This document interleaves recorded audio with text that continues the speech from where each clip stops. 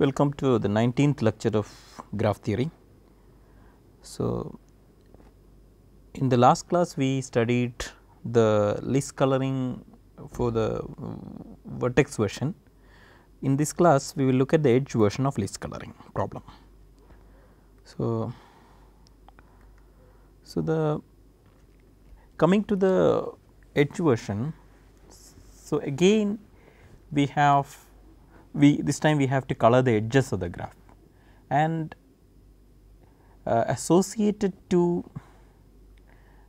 each edge we have a list of colors, and our intention is to color from this list. In the meaning is that the color that we give to an edge should come from its list in such a way that the edge coloring becomes proper, right.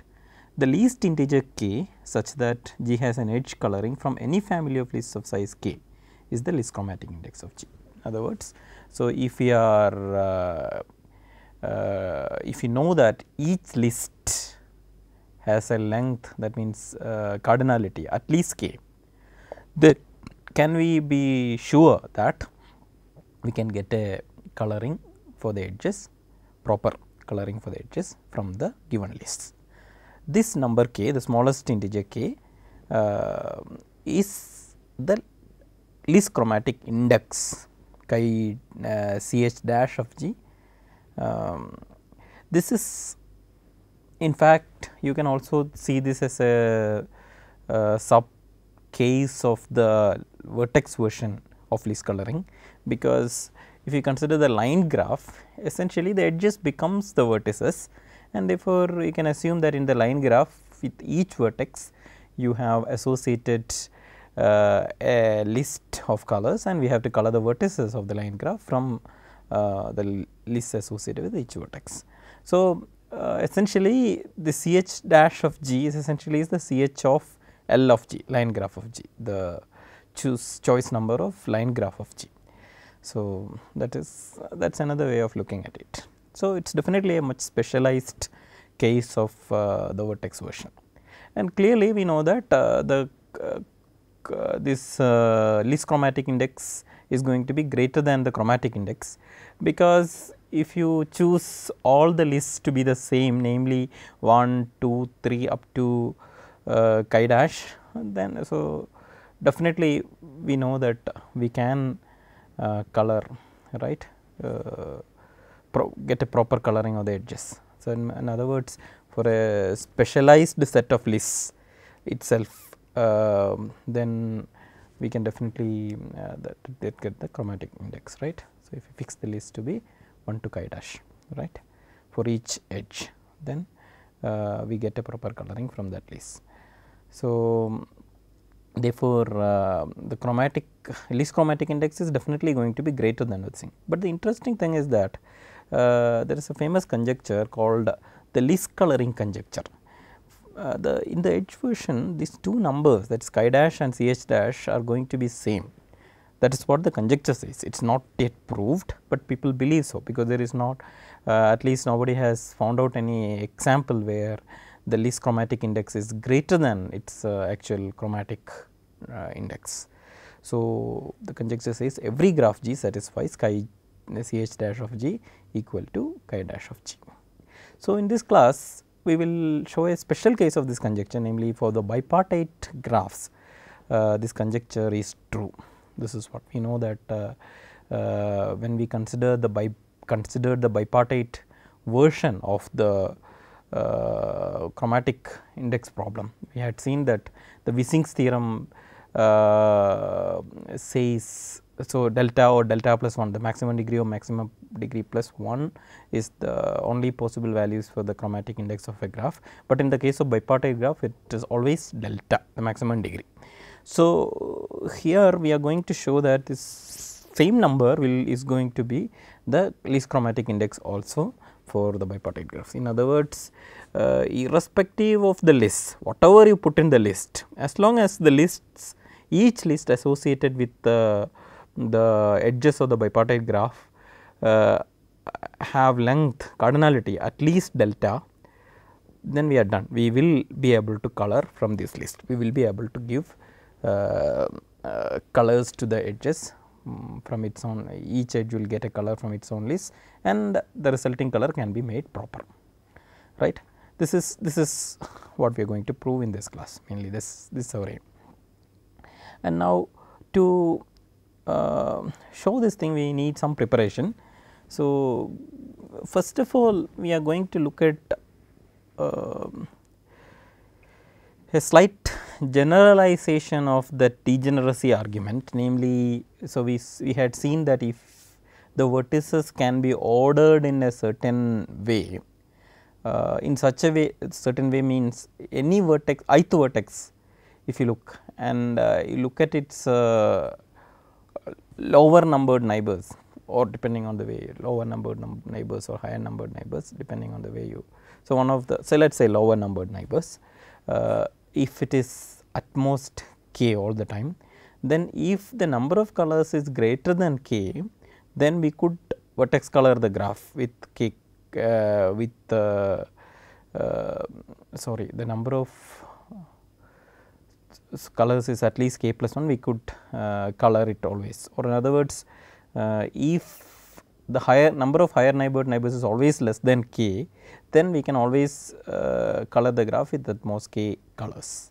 This is what we had studied much earlier, and in the list coloring case, it told if each of our lists were of cardinality at least k, and from any vertex when we look, we see the number of say lower numbered vertices is only at most k, then we can color it using from the list, right, because every time you we will keep coloring starting from V1, V2, V3 onwards, and when you reach Vi, we know that we have only used up less than k colors, and the list has at least k colors. There is one more list in the one more color in the list, we can color it using that extra color. This simple idea, if you want to generalize to a more general case, for instance, see this is the way we can look at it. So, you can think of an ordering as a way to give direction to the edges. For whenever we see a Vi Vj edge, we can direct an edge from the higher numbered vertex to the lower numbered vertex. So, it will give a direction, and essentially at the ith vertex we will be asking how many edges are going out of the ith vertex, going out in the sense that outgoing edges, when after we give directions to the edges, it will become outgoing edges, right. So, the number of outgoing edges is at most, if the number of outgoing edges for each vertex in directed graph, we can see the some edges are like this outgoing, some edges are incoming, right. So, usually the out degree can be put as d plus of v and the in degree d minus of v. How many edges are incoming, how many edges outgoing. If for each vertex d plus v is less than k, then we can color with k colors, is what we are saying in that case. So, okay, assuming that our direction for edges were obtained looking at that ordering of the vertices V1, V2, V3, V4 up to Vn, we had numbered the vertices in such a way that the number of for any vertex I, the number of neighbors which are numbered less than itself is at most or less than, strictly less than k. This was the ordering, and after that we gave direction to the edges in such a way that whenever we saw a Vi Vj edge, we gave the direction from the higher to lower number. That means outgoing edges essentially counts the number of neighbors of a vertex whose value, the index is less than itself, right. So, therefore, essentially it is like telling this d plus of v less than k, d plus of v less than k, then for each vertex, then we can color it. So, this concept we want to generalize to a general graphs. Why more general directed graphs? So, why more general directed graphs? Because this kind of directed graphs were obtained from that special ordering. Suppose we do not want to even consider about the ordering, then the question is, can we still tell something? So, this is what the next lemma considers.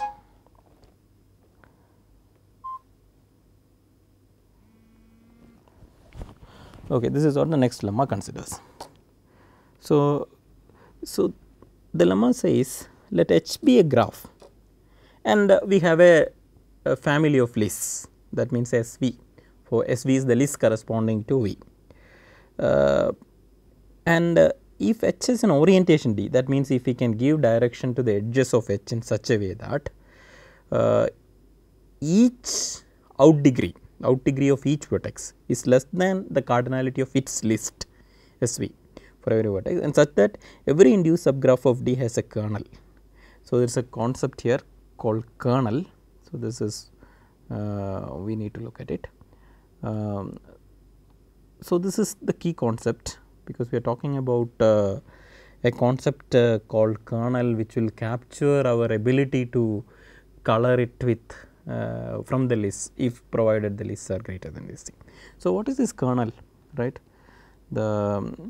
Let D be a directed graph, an independent set U subset of V of D, such that for every vertex V element of D minus U, there is an edge in D directed from V to a vertex in U is called a kernel of D. It is something like this. So, you see you have a directed graph here, all the edges have directions. Suppose you can find out some U here. So, it is an independent set inside this. So, what should be the property of this U? It is an independent set.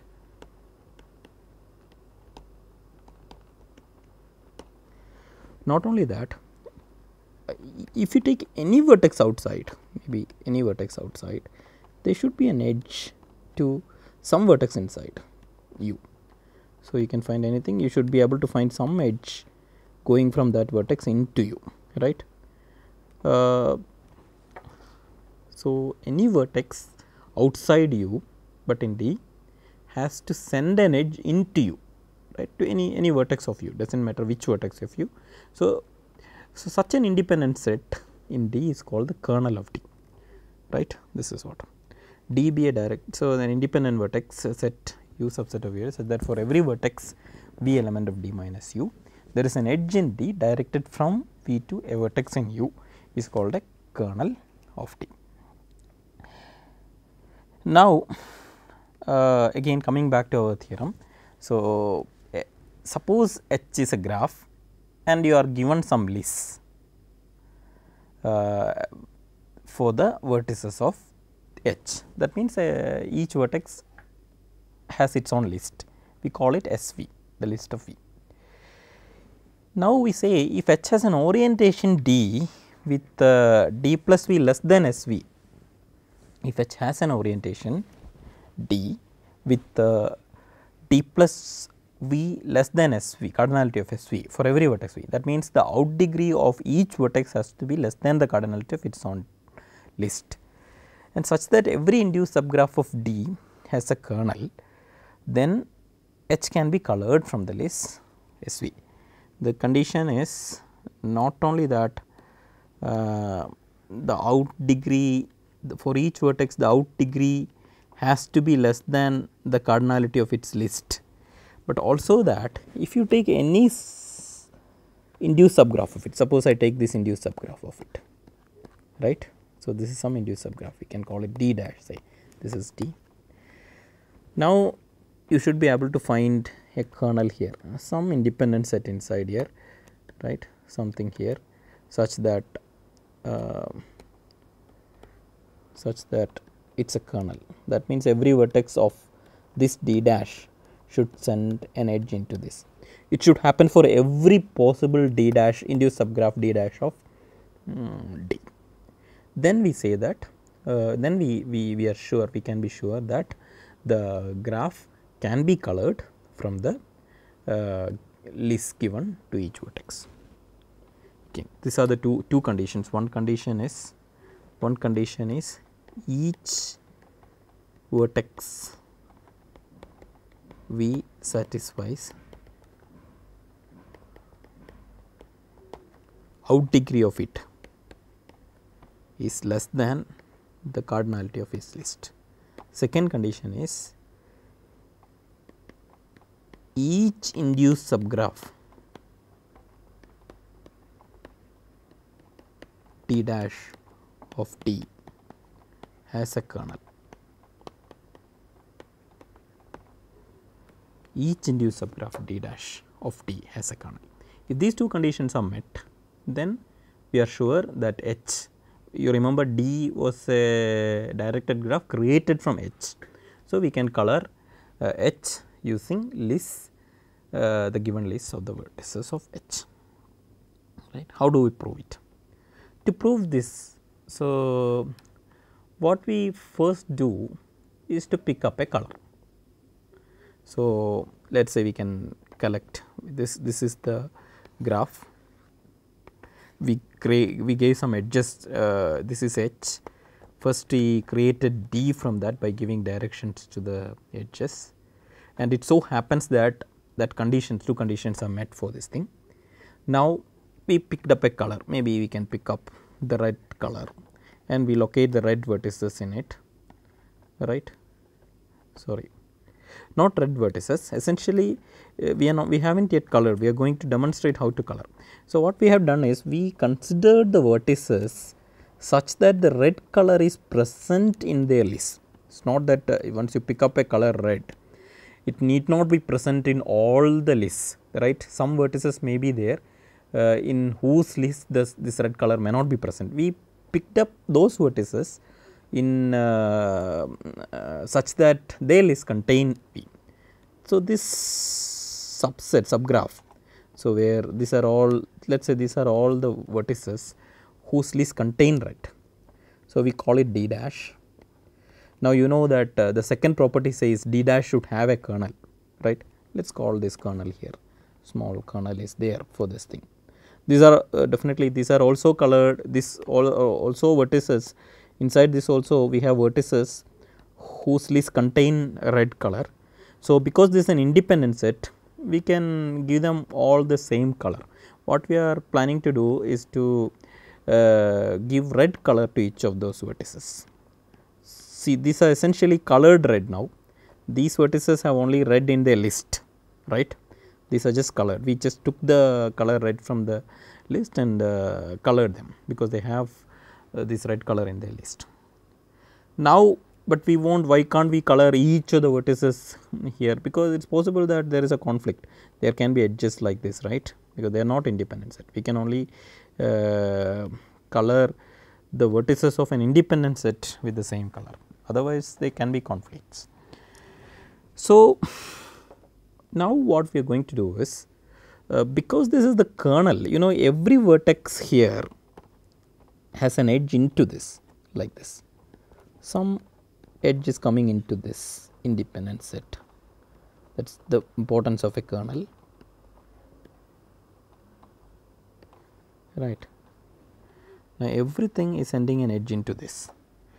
Now, you will delete the red color from the list of each of these vertices, red color will be deleted, red color will be deleted from the list of each of these vertices. Now, what happened to the list of these vertices? Their list size went down by 1 for each V element of D dash. So, S V now has reduced to earlier S V minus 1, right, the earlier cardinality minus 1 reduced because we removed the red color. But then we know that for each of those vertices, one edge was going into the kernel, namely this is the kernel U, right, this green colored cycle is the kernel U. So, once we colored this U and removed those vertices from the graph, then these edges which are going into them also will be disappearing. So, each of the vertices in whose list we had seen red color and removed them later, they not only reduce the list size, but also reduce their out degree. Therefore, inductively we know that the out degree of each vertex is still less than the cardinality of the lists they are associated with. The vertices whose lists have been reduced, actually their out degree also is not changed, therefore, nothing to worry about it, though we have to only worry about those vertices whose lists got changed, because it is possible that when we reduce the list size it might have become equal to the out degree, but now out degree also reduced by 1, therefore, it will never happen, right. Now, we can remove safely this kernel which is colored red now, and then work with the remaining list. Red color itself is not there anymore in the system, right. Now, inductively take another color and do the same trick. So, by the time we finish off all the vertices, every time we will finish off something, right. So, we will end up coloring the entire graph from the given list. This is the argument. This is a simple enough argument, but this has generalized the idea of considering an ordering such that the lower numbered neighbors are small, right, to a more general directed graph. These here we should notice that here this directed graph may be coming from, need not be coming from an ordering, it need not be, you can say it can have cycles and all, directed cycles and all, it does not matter, we only ask for a kernel. So, now the next thing is to show how the bipartite graphs can be list edge colored using chi dash of g colors, typically delta colors, chi dash of g for bipartite graph is delta, the maximum degree colors, right. So, but before that we will just remember a useful theorem about stable matchings. This is, so we can, in fact we can do without it, but we will consider this, for it is also a useful theorem. So, the stable matching question is like this. So, here, so you remember the matching question. So, here we have a graph, bipartite graph, let us say, right. So, this is A side, this is B side. The A side vertices are usually written as A1, A2 like this, B1, B2, B3. See there are some edges between this like this, right, some edges are there. So, you remember in the initial classes we had considered the matching question. So, the idea was to ask, does there exist a matching M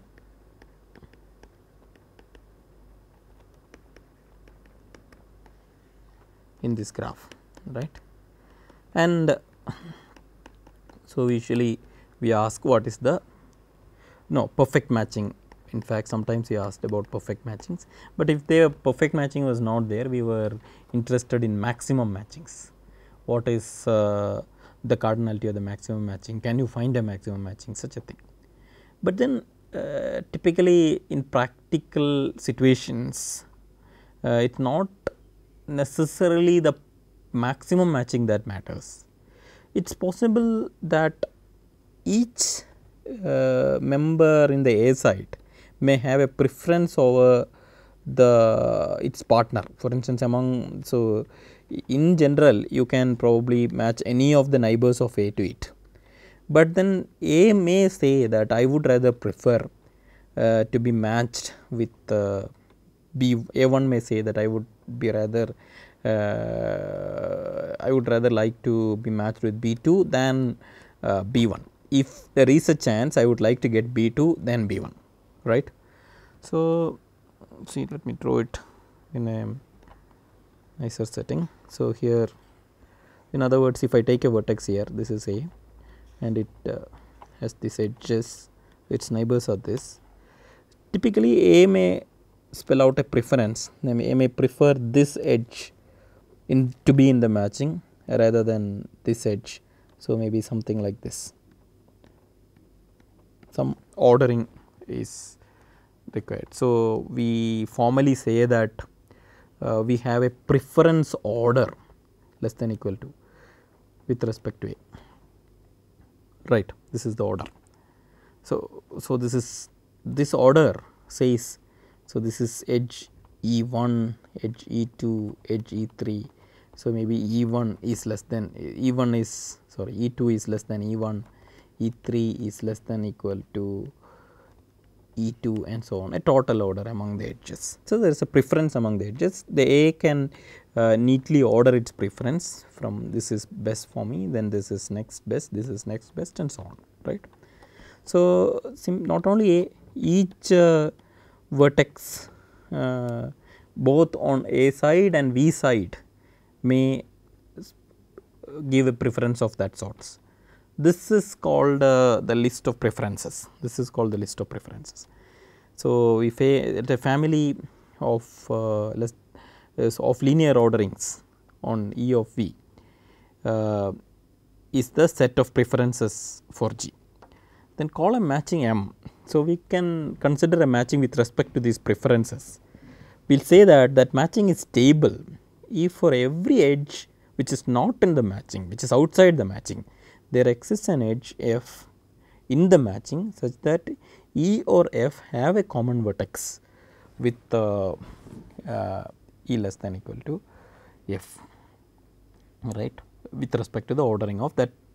So, or a common vertex that which vertex prefers the matching edge than the outside edge, or in other words you can understand why it is called stable matching. So, let us say suppose this is our we say that this is our, suppose this is a matching. So, it so happens that here this is x, this is y, and suppose it happens that there is an edge here and this is z, sorry edge here, and this z has a higher preference for this green edge than this red edge, This green is preferred by Z than this red edge. Similarly, this x prefers this green edge than the red edge. Suppose x is a human being and Z is another human being and looking for their partner. So, if this happens, then it is very natural that x would give up this y and go with Z, is not it? Or similarly, Z will give up with its current partner, say x dash, and go with this thing. So, they will pair them out because both of them thinks that this other person is better and then their own partner is not good for them. So, they would selfishly give up their current partner and match with each other. So, therefore, we say that this current matching is not stable, the stability is not there. So, when does the stability come? Stability come like this. For instance, x thinks that green is better, this green edge is better. X wants to go with Z because he finds Z as a better partner than Y. But then Z thinks its current partner is better than this green edge, this red edge is better than this. In that case, Z will not be convinced to give up its current partner and go. Definitely Z will not do any compromise or any sacrifice for the sake of x, right. It does not get any advantage in doing that. So, therefore, the matching will stay even if x wants to give up its partner and go with the other Z. So, Z will not agree to that. Therefore, that way the stability will come. So, that is what we are saying, the stability comes from this fact. So, for every edge which is not outside, which is not in the matching, which is outside the matching, like that green edge. So, we should be able to find one of the endpoints of this green edge, either the x side or the z side, like such that the match that vertex, then one of the endpoints says I prefer the current partner than going with the whichever the partner this outside edge gives me, right. I would rather be with the current partner than what partner I would get if this outside edge were part of the matching, right. That is why he resists that particular vertex resists the change, right, because it does not give him, it is irrespective of the fact that the other endpoint prefers to do the switching, right, because unless both the endpoints prefers a switching, that will never happen, right. So, therefore, the stability comes from that particular fact that at least one of the endpoints resists the change. So, this is such a matching, suppose a matching is such that no outside edge has a chance to swap or get inside the matching. So, by the consensus of both the endpoints, right. So, then we say that the matching is stable, right. The question now is yeah. So, the quite interesting theorem of Gale and Shapley is that for every set of preferences G has a stable matching, irrespective of how each vertex orders its neighbors, whatever is their preference order, it does not matter. Once you get the list of preferences for each vertex in the bipartite graph, you do have a stable matching. It is possible to reach a stable matching. There is no guarantee that this stable matching is maximum matching. It need not be maximum matching, but a stable matching will come. That is guaranteed. This is a theorem of Gale and Shapley.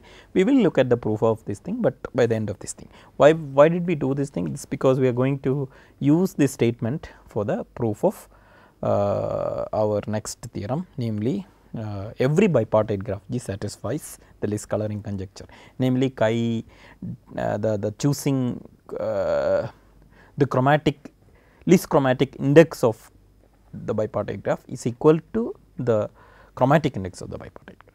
Therefore, we will need this theorem for proving it.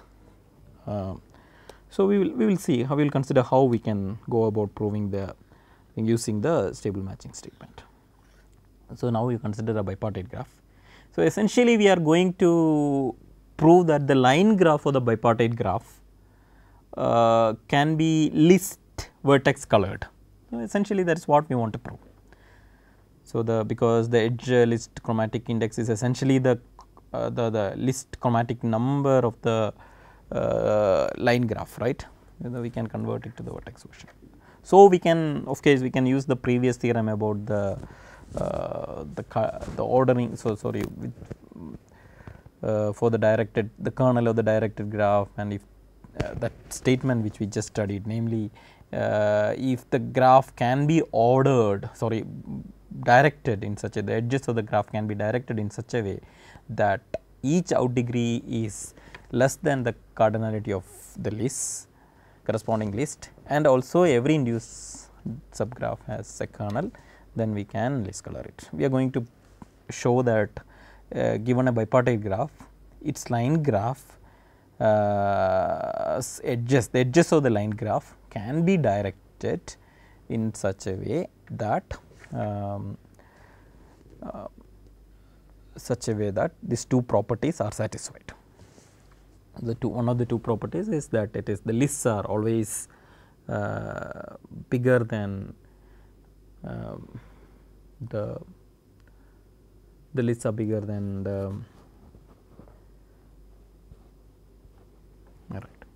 lists are bigger than the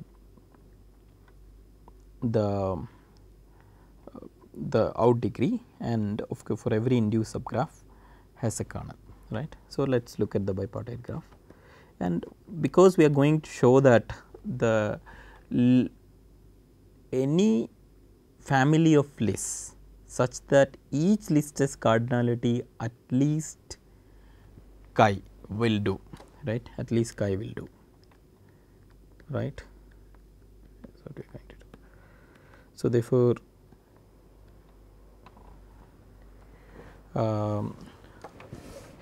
now it is a interesting proof. We are not thinking about the coloring, we are only trying to show that this line graph of this, namely the line graph of this bipartite graph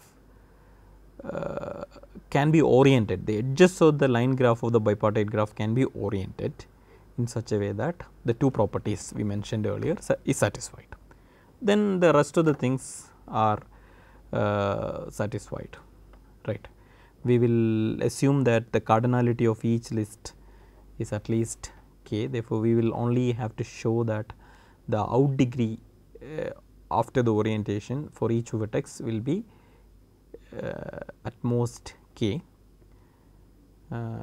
k being the chromatic index of the graph and the induced subgraph of this resulting directed graph as a kernel for each induced subgraph. Now, we can take any particular, so this is the vertex, right. So, let this be a vertex. See, we first edge color the bipartite graph, that how many chi dash of g colors will be required. So, every vertex has a color now. Now, the colors are to be ordered, maybe you can order the color 1 less than equal to 2 less than equal to 3 less than equal to, the color can be ordered as up to chi dash of g, right. Now, we will say this is the lowest color, this is second lowest color, this is the third lowest color and so on. Now, we can say that here this is a vertex in the line graph, this edge will become a vertex, this edge will become a vertex, they will be adjacent, right, because there is a common touching point for them.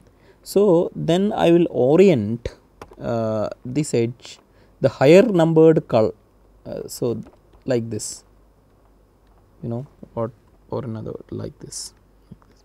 So, now in other words, here when I consider this edge and this edge, this has a higher color than this, therefore, I will orient it from higher to lower. Looking at its color, in the edge coloring, each edge got a color. So, this color can be assigned to the vertices of the line graph, and then when two line graphs in the line graph two vertices are adjacent, we know the corresponding edges are they are touching on some vertices, those two colors are different. We will and if they are from the A side, so for instance that adjacency is from the A side here, then we will always orient that edge from the higher numbered color to the lower numbered color. On the other hand, if it was like this, suppose the other way, suppose it was like this, it was adjacent, two edges are adjacent on the B side, and so in the line graph the corresponding two vertices are adjacent, and these two colors we will orient, we will look at the two colors and we will orient that edge from the lower numbered color to the higher numbered color. This is the two differences. So, recall that in the line graph the vertices are actually the edges here, and if in the line graph we see an edge between two vertices, it means that the corresponding two edges of the original bipartite graph are adjacent. If they are adjacent on the A side, the orientation is given from the higher color to the lower color, and if they are adjacent on the B side, the orientation is given from the lower color to the higher color. This is the orientation, we get an orientation of the edges of the line graph then of the bipartite graph. Now, the question is what is the out degree of each vertex of line graph, that means corresponding to each edge of the bipartite. Let me take an edge here, this is an edge here. So, this is the vertex of the line graph, this is an edge of this graph. How many neighbors of this will be such that the edge going out of it in the line graph is directed towards the neighbor. So, some of them may come from this side, some of them may come from this side, right. But then the ones which are coming from this side are definitely such that the whatever, suppose the color here is 10th color, then this should be 9 or 8 or 5 or, so lower colors only. How many can be there? Only 9 of them can be there. Or in other words, if the color here is essentially I, then the number of neighbors from this side to which the edge can go from this to this to, so I mean this kind of edges is only at most I minus 1, 1, 2, 3 up to I minus 1, because only those many colors are smaller than this.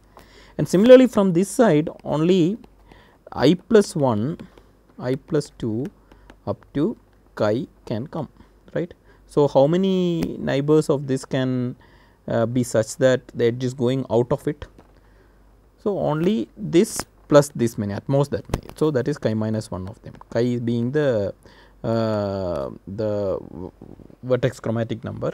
We are planning to give in each list at least chi colors, right. So, therefore, we know that the out degree of each vertex, so each vertex of the line graph means each line of this bipartite graph is going to be strictly less than the cardinality of the list. Cardinality of the list is going to be chi dash, the chromatic index of the bipartite graph, right. It is going to be less than that. That is what we have shown.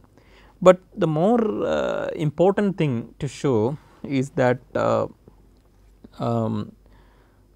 more important thing to show is that you can take any induced subgraph and then you will see a kernel in that, any induced subgraph for the line graph. Let us induce subgraph for the line graph means correspond to certain vertices. Those certain vertices are essentially some edges here, we can just pick up those edges. So, essentially there will be some collection of edges here, right. So, now we can discard all other edges. So, this is essentially the induced subgraph corresponding to that. And then we ask, do we have a kernel here? So, we do have a kernel because we can translate it into a stable matching problem in the following way.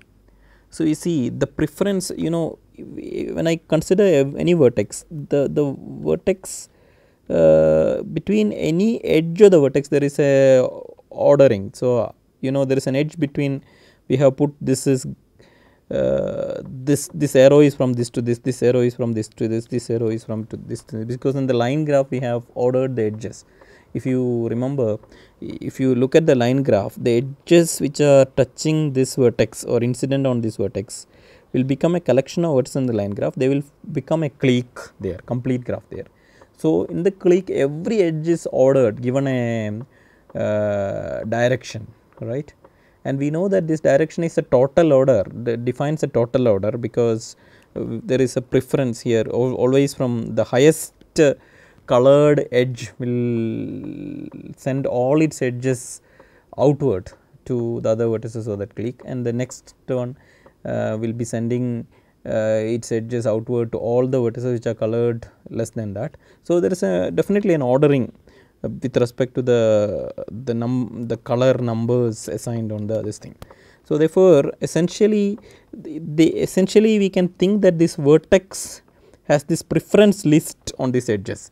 So, for instance, if this edge is sending his arrow to this edge, that means this is more preferred than this. The head of the arrow will indicate higher preference, means arrow is from E1 to E2, then E2 is more preferred than E1, that is what it means.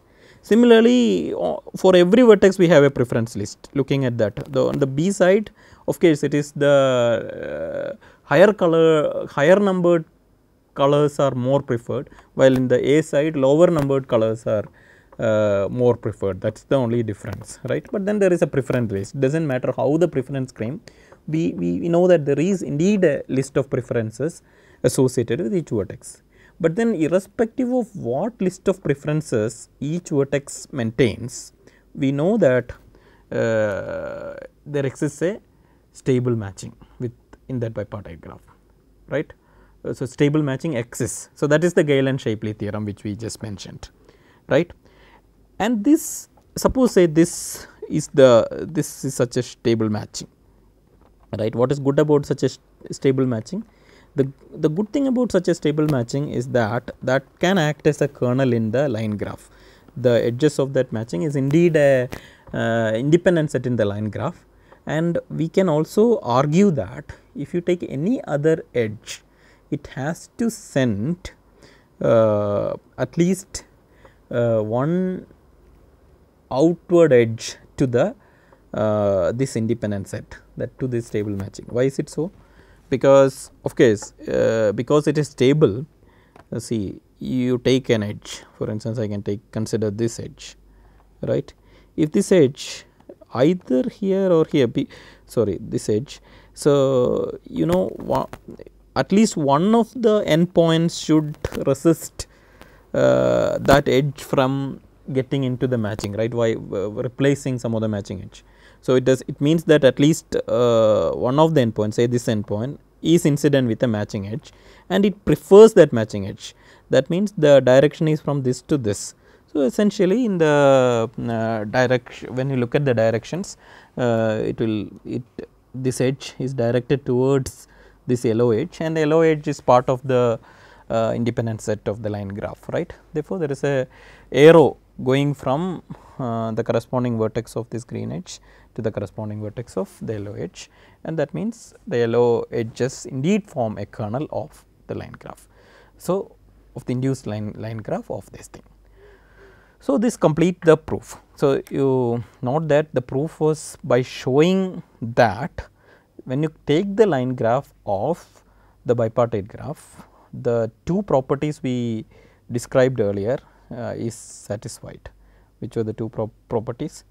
So, essentially maybe we can see the two properties.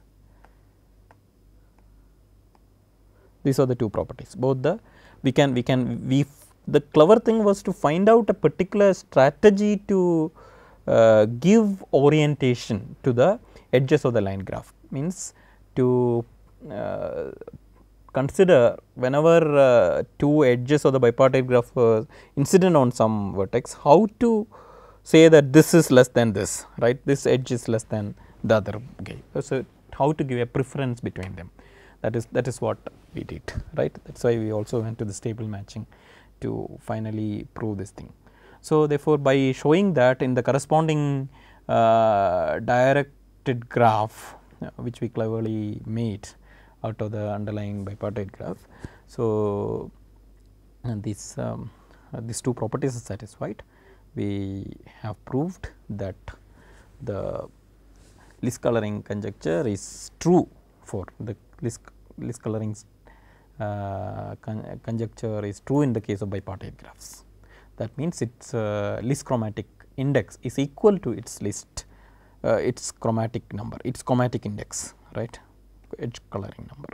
This is what we achieve. Finally, before closing this class, we have to complete the proof of the Gale and Shapley theorem, namely the stable matching theorem, stable marriage theorem, we can say like that.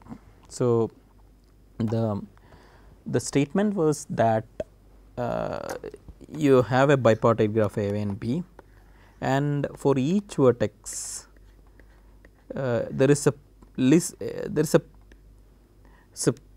ordering of the total ordering of the edges of it, which is its preference. That means, there is a list of preferences corresponding to each vertex, right. Each vertex has ordered its incident edges, right. There is an ordering for each of them. This ordering we wrote like this, right, for each V. So, there is a list of preferences for each vertex. And now, the idea is to show that there is a stable matching, right, the matching. So, to the method is just a simple algorithm. You start with an empty matching, and we will show how to slowly grow it and get a stable matching. Before that, to describe this thing, we will need a couple of statements. One is some definitions. So, we will say, suppose there are two consider a matching M in G, and we want to say that matching is better than a matching M dash of G. So, we will say that this M dash is better if for the vertices of B that M is a better matching, happier matching, or in other words, the matching M makes the vertices in B happier than M dash, in the sense that if every vertex B in an edge f dash of M is incident also with some a edge f of m such that f dash is less than equal to. In other words, you say that there are two matchings. So, for instance, if you take one red matching here, and then it should so happen that this is red is m dash, this is m dash. It so happen that there should be a green matching. So, this a green matching is m. So, there should be another edge incident from the other matching such that this guy prefers this one. So, the green is preferred for this B side. So, so it should not happen that here you have one here, there is this vertex has no other green thing, then definitely this vertex would rather, he was not matched at all, then he would prefer red, right. So, every vertex on B side should get matched by m also if it is matched by m dash, right. Certainly it should not happen that m dash matches it, but m dash doesn't match it, the other way is okay. So, now not only that, every vertex on the B side should say that I would rather prefer my matching my partner with respect to m rather than with m dash. Then we say that for every vertex it happens, then we say that m is better than m dash. You should understand that there is a kind of asymmetry here, because we are saying that m is better than m dash essentially for the vertices on the B side. So, therefore, that is one definition, and then another definition we need is see when so you take a vertex on the A side, we will say that the vertex A on the A side is acceptable to a vertex B when we consider that edge AB. So, there should be an edge AB and it should not be in the matching, it should not be an already matching edge, because anyway it is already matched, then what is there to be acceptable. So, the only question is an outside vertex which is not a current partner, can it replace this thing. So, it should be a non-matched edge, and the current partner of B, B should prefer A to the current partner, right.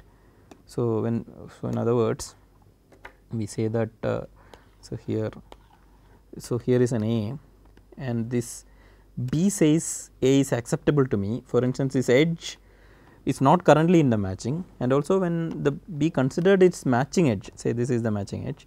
So, B would like to go to this rather than this. So, that means this edge is more preferred. Then we say okay, A is acceptable to me. In other words, it is like B saying that I am ready to give up my current partner and come with A, join with A. I am ready to make A my partner rather than the current partner, right. That is the acceptability. The third property, the next property is something called, when do I say that A is happy?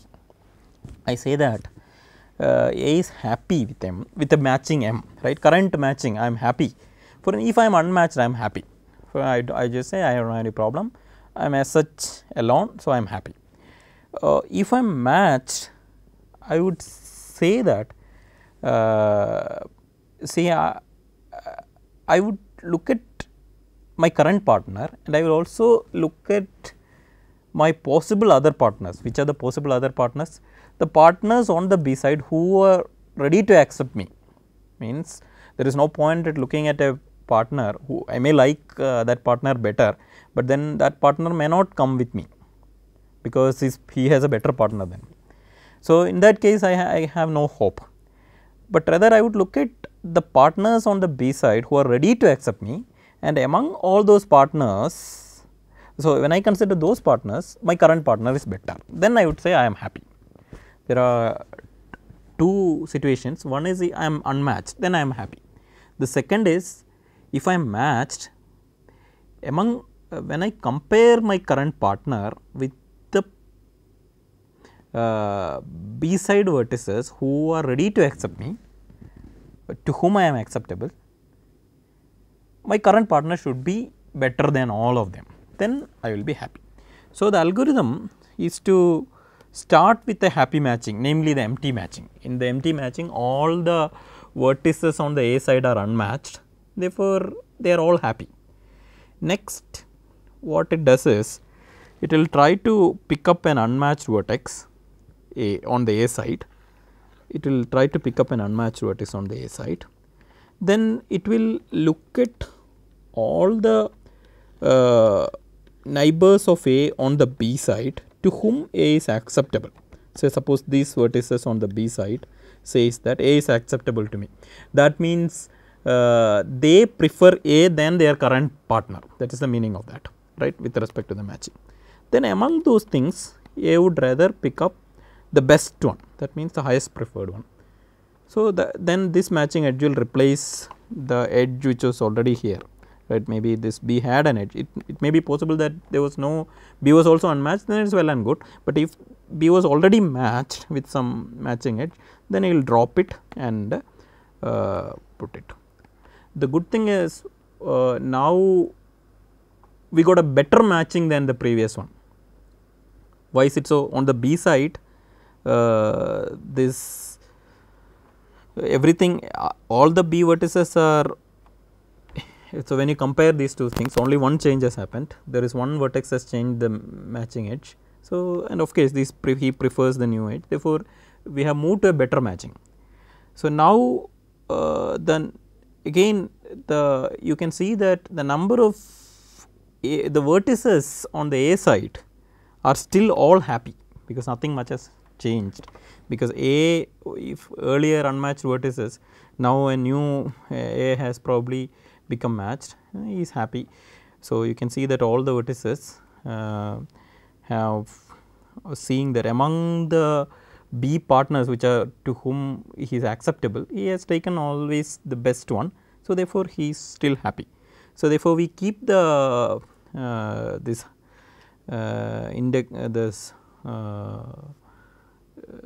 we maintained the property that on the A side everybody is happy all through the algorithm, and finally, when we end up and we cannot pick up any A like that, we have to stop. That way we will get a stable matching, and we stop the class today, and we will pick up some other topic in the next class. Thank you.